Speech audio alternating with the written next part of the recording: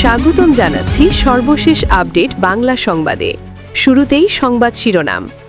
শুরুতেই জানিয়ে দেব, বাংলাদেশে নির্বাচনের আগেই খেলা শুরু আমেরিকার, চাপ বাড়ছে ইউনূসের উপর, আওয়ামী লীগ নিয়ে বড় সিদ্ধান্ত, খেলা শুরু হাসিনার। বিস্তারিত থাকছে প্রতিবেদনে। এদিকে চাঞ্চল্যকর তথ্য, ভারতের সেনাপ্রধানের হুমকির পরেই পাল্টি বাংলাদেশের সেনাপ্রধান, ভারতের প্রশংসায় পঞ্চমুখ ওয়াকার। বিস্তারিত থাকছে প্রতিবেদনে। আরও জানিয়ে দেব, শহীদ ওসমান হাদির বড় ভাই ওমর হাদিকে যুক্তরাজ্যের সহকারী হাইকমিশনে নিয়োগ। বিস্তারিত থাকছে প্রতিবেদনে।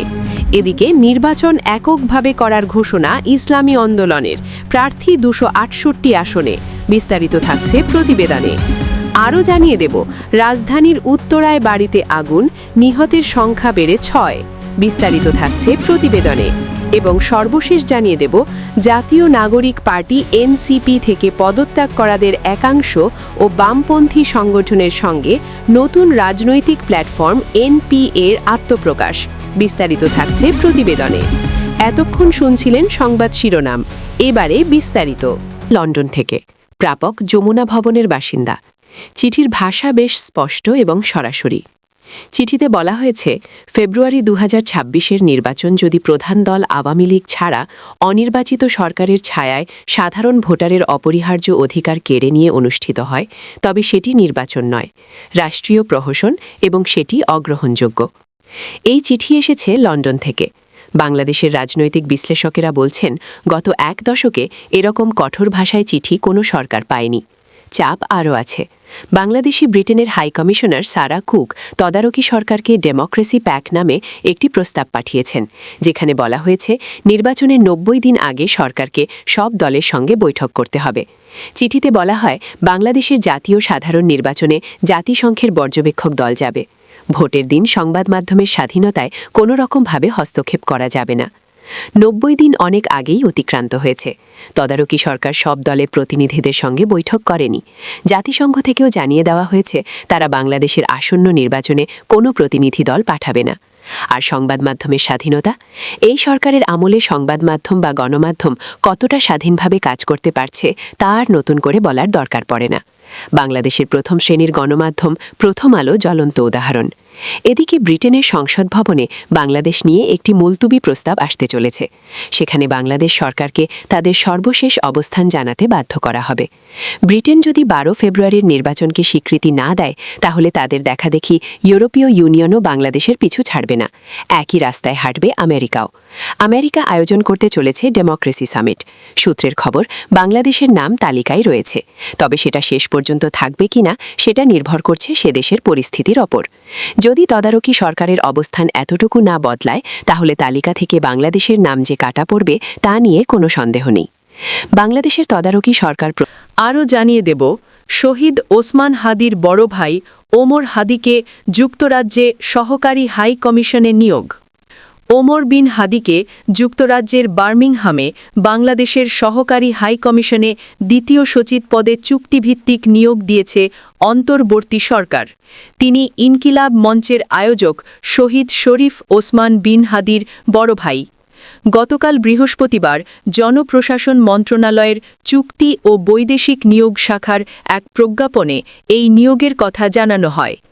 রাষ্ট্রপতির আদেশক্রমে প্রজ্ঞাপনে সই করেছেন যুগ্ম সচিব আবুল হায়াত মোহাম্মদ রফিক। প্রজ্ঞাপনে বলা হয়, অন্য যে কোনো পেশা, ব্যবসা বা সরকারি, অর্ধসরকারি, বেসরকারি প্রতিষ্ঠান সংগঠনের সঙ্গে কর্মসম্পর্ক পরিত্যাগের শর্তে যোগদানের তারিখ থেকে 3 বছর মেয়াদে এই চুক্তিভিত্তিক নিয়োগ দেওয়া হল।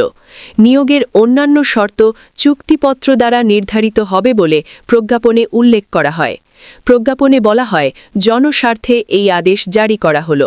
আরও জানিয়ে দেব, রাজধানীর উত্তরায় বাড়িতে আগুন, নিহতের সংখ্যা বেড়ে 6।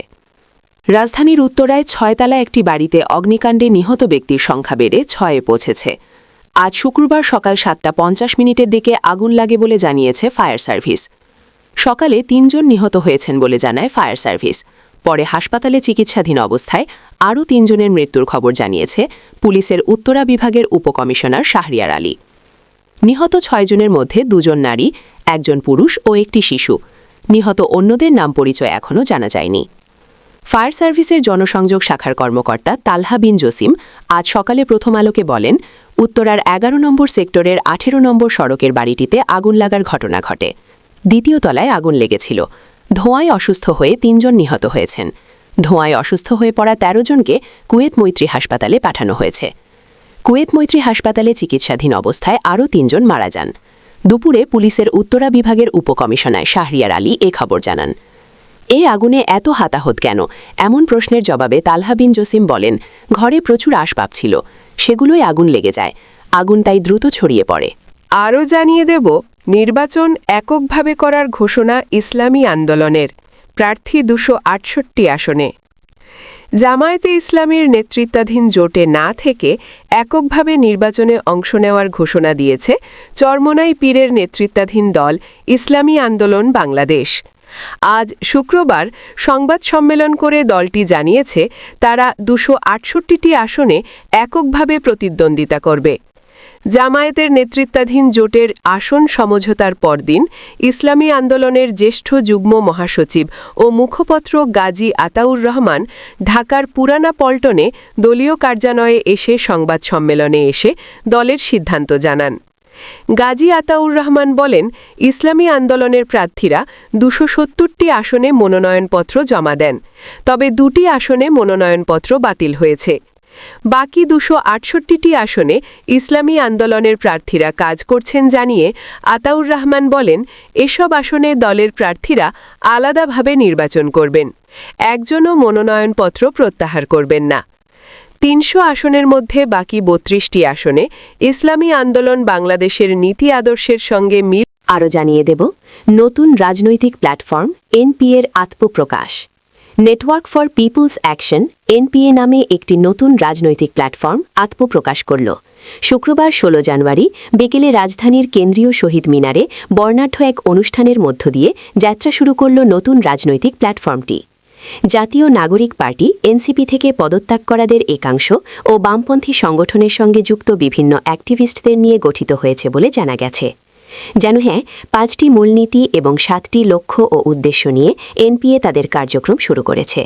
গণতন্ত্র, সাম্য, মানবিক মর্যাদা ও সামাজিক ন্যায় বিচার এবং প্রাণ, প্রকৃতি, পরিবেশ সুরক্ষাই তাদের মূলমন্ত্র।